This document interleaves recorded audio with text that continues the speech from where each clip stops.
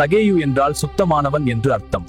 ரோமர்களிடமிருந்து எரிகோவின் வரி வசூலிக்கும் உரிமையை குத்தகைக்கு எடுத்து தன் கீழ் பல ஆயக்காரர்களை வேலைக்கு வைத்திருந்தவன். இவன் ஆயக்காரருக்கு தலைவன், மத்தேயுவை போல வசூலிக்கும் இடத்தில் உட்கார்ந்திருப்பவர் அல்ல.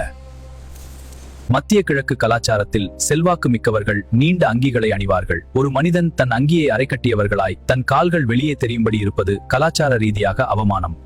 ஆனால் இயேசுவை ஒரு முறையாவது பார்க்க வேண்டும் என்பதற்காக செல்வாக்கு மிக்க சகேயு தன் அந்தஸ்து அனைத்தையும் விட்டுவிட்டு ஓடினான்.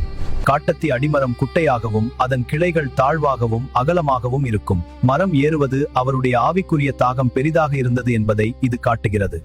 இதற்கு முன்பு இயேசு சகேயுவை சந்தித்ததில்லை.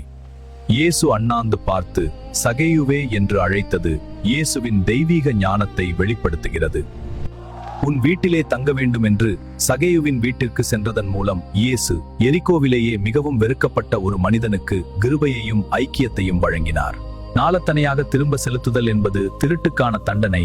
இது நியாய பிரமாணம் செய்ய முடியாததை தேவனுடைய கிருபை சகேயு இருதயத்தில் செய்தது.